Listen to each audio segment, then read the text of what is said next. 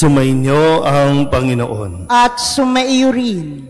Ang mabuting balita ng Panginoon ayon kay San Lucas. Papuri sa iyo, Panginoon.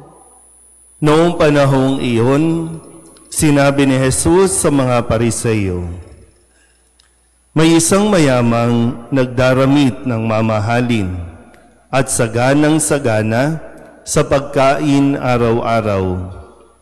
At may isa namang pulubing nagngangalang Lazaro, tadtad ng sugat, na nakalupasay sa may pintuan ng mayaman, upang mamulot kahit mumong nanguhulog mula sa hapag ng mayaman.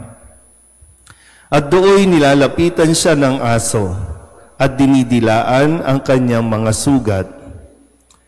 Namatay ang pulubi at dinala ng mga anghel sa piling ni Abraham. Namatay rin ang mayaman at inilibing.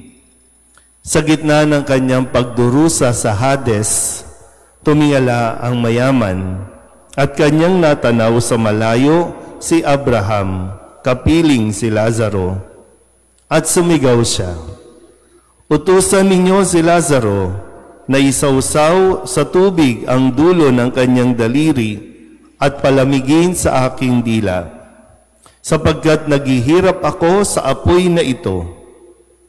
Ngunit sinabi sa kanya ni Abraham, anak, alalahanin mong nagpasasa ka sa buhay sa ibabaw ng lupa, at si Lazaro namay nagtiis ng kahirapan.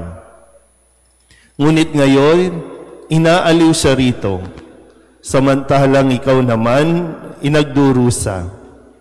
Higit sa lahat, inilagay sa pagitan natin ng isang malaking bangin upang ang mga narini ay hindi makaparian at ang mga nariyan ay hindi makaparini.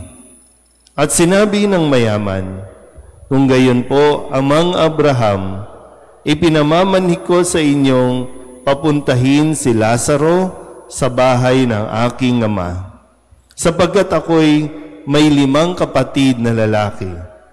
Paparoonin nga ninyo siya upang babalaan sila, at nang hindi sila humantong sa dakong ito ng pagdurusa. Ngunit sinabi sa kanya ni Abraham, nasa kanila ang mga sinulat ni Moises at ng mga propeta. Pakinggan nila ang mga iyon. Hindi po sapat ang mga iyon, tugon niya. Ngunit kung pumunta sa kanila ang isang patay na muling nabuhay, tatalikdan nila ang kanilang mga kasalanan.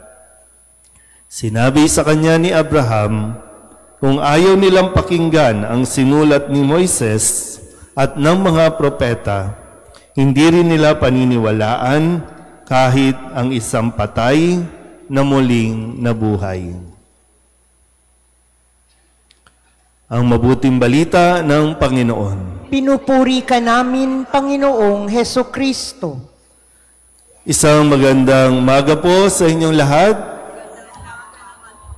Ngayon po ay nasa ika-26 na linggo tayo ng karaniwang panahon at kasabay po nito ang pagdiriwang ng pambansang araw ng mga migrante, ang mga nag-a-abroad para magtrabaho, manirahan sa ibang bansa para sa isang mas magandang buhay, no? Dahil sabi nila, wala pong opportunity dito sa ating bansa dahil walang trabaho, o kung may trabaho man, maliit ang sweldo. Magkaiba pa ang sweldo ng nasa Manila at nasa probinsya. Pero mas mahal naman ang pagkain sa probinsya. Ganyan po, kaya maraming tao, maraming Pilipino, maraming pamilya ang nagkakawatak-watak dahil sa kanila pong paglipat o pagpunta sa ibang bansa. At gayon din, ating pinagdiriwang at ginugunita ang kapistahan ni San Lorenzo Ruiz ngayong September 28. Kamusta po? Updated ba kayo? o ayaw nyo na lang kasi parang circus, scripted, parang naglolokohan lang tayo sa mga hearing no, na atin pong napapanood. Pero maganda rin naman, maging aware talaga tayo at sana mamulat talaga tayo sa nangyayari sa atin pong gobyerno, sa ating lipunan. Kaya maganda po na sana maiparating natin. Di ko kasi alam kung nakakapagsimba pa ba ang mga nasa hearing? Yung nagtatanong at tinatanong, nakakapagsimba pa kaya? Kasi parang sunod-sunod na sa bawat misa natin tuwing linggo, ang mga pagbasa, angkop na angkop sa nangyayari sa ating lipunan ngayon. Sinan niyo po, sabi dito, marami ang nagpapasasa sa kanilang pamumuhay. At ang nagpapasasa sa buhay na ito, sa impyerno mapupunta. Kung may gumamit si Kristo ng talinghaga o kwento para ipaunawa sa atin kung ano ang kahihinatnan natin kung hindi tayo makikinig sa kanyang mga salita o sa kanyang mga pangaral. Dalawang katauhan, isang mayaman at isang pulubi. Yung mayaman nang mamatay, napunta sa impyerno. Yung pulubi, nung mamatay, napunta doon sa langit. Saan kaya tayo? Taas ang kamay ng mayayaman dito. Wala na. Wala nang mayaman. Pero alam nyo, tutusin, hindi talaga natin masabi din no, yung yaman natin. Kasi kahit mayaman na, ang tingin natin, kulang pa rin. Kahit mayaman na, hindi tayo nakukontento. Kahit mayaman na, hindi tayo nabubusog. Kasalanan bang maging mayaman? Kasalanan bang yumaman? Hindi. At tandaan nyo, hindi dahil mayaman siya, kaya siya napunta sa impyerno. Ang sabi po sa Ebanghelyo, kaya siya napunta sa impyerno kasi nga nagpasasa sa buhay sa ibabaw ng lupa. Yun ang kanyang ikinadahilan para mapunta siya sa impyerno. Hindi dahil sa mayaman. Kaya nga, nagdarasal tayo, Lord, sana po, yumaman kami, Lord, tulungan niyo kami, sana maklose namin yung deal, sana maging contractor kami para yumaman kami. Diba?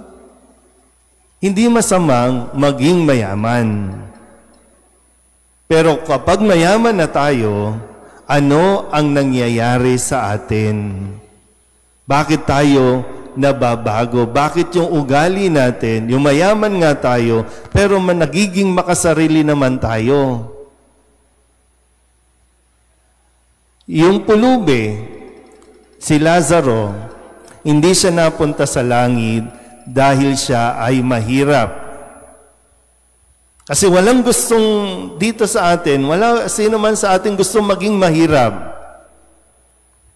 At mahirap yung namamalimos ka, mahirap yung pulubi ka, mahirap yung pila ka ng pila sa akap, na para kang nagmamakaawa, bigyan nyo kami ng libreng gamot, bigyan nyo kami ng pampaospital, bigyan nyo kami ng libreng bigas. Kahit nga bigas, di ba? Pinaglalaban pa natin. Hindi rin kasalanan yung buhay ni Lazaro. Ang kasalanan, sabi nga po, bakit siya napunta sa langit? Dahil siya ay nagtiis sa buhay sa mundong ito. At ano yung pagtitiis? Hindi siya nagnakaw. Hindi niya ninakawan yung mayaman. Hindi siya nandaya. Hindi siya nag-ghost project. Nagtiis. Pag sinabi nagtiis, kung ano ang buhay na mayroon tayo, okay lang. Kung paano ang sabi sa sulat ni San Pablo kay Timoteo, di ba? Ang sabi po dito, panatilihin mong mamuhay sa katwiran, sa kabanalan, pananalig, pag-ibig at pagtitiis. Dahil nagtiis sa mundong ito, ngayon ginhawa ang kanyang nararanasan doon sa piling na Abraham sa langit. At dahil yung mayaman, naging makasarili, maraming pagkakataon na siya ay makatulong sa kapwa, pero hindi niya ginawa. Maraming tao na habang binabagyo ang iba't ibang bahagi ng bansa natin, habang binabaha ang napakaraming lugar sa atin, yung iba na mayayaman, kumakain at gumagastos ng libo-libo sa isang upuan lang sa isang restaurant. Diba? Ito ang nangyayari.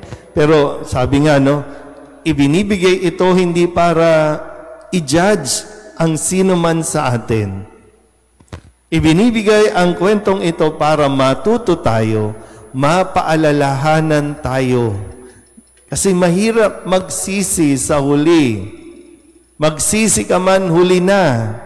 Kaya dito, habang buhay tayo, may pagkakataon tayo. Yan ang binibigay ng Diyos sa atin. Hindi yung dito pa lang, hinuhusga, ay ito, sa impyerno mapupunta yan. Yung mga nagnakaw, sa impyerno mapupunta yan.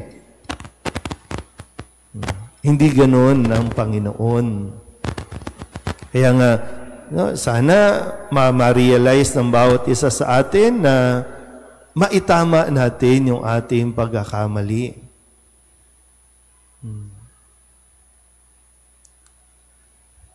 Hindi niya, wag din nating, siyempre, no, pinagpaguran mo yan, wag mong i-deprive yung sarili mo. I-enjoy mo. Yeah, sa iyo yan pinagpaguran mo yan. Pero kung ninakaw mo yan, medyo mahiya ka naman na mamuhay sa karangyaan, yung lifestyle. Kasi isang araw tutuldukan tayo ng Diyos. Yan, di ba sabi sa unang pagbasa sa aklat ni Propeta Amos, kahabag-habag kayong mga namumuhay na maginhawa sa Sion. Kahabag-habag kayo na nahihiga sa mga magagarang kama at nagpapahinga sa malalapad na himlayan. Nagpapakabusog sa masasarap na pagkain. Tutuldukan din tayo ng Panginoon. Ito ay hindi isang pananakot, kundi ito ay isang mensahe ng may pagmamahal. Dahil ayaw ng Diyos na tayo po ay mapahamak. Kaya sikapin natin, habang nagdarasal tayo sa Panginoon, na umahon ang ating buhay, umasenso ang ating buhay, sikapin din natin na manatili tayong nagtataglay ng mga kabutihang asal. Amen?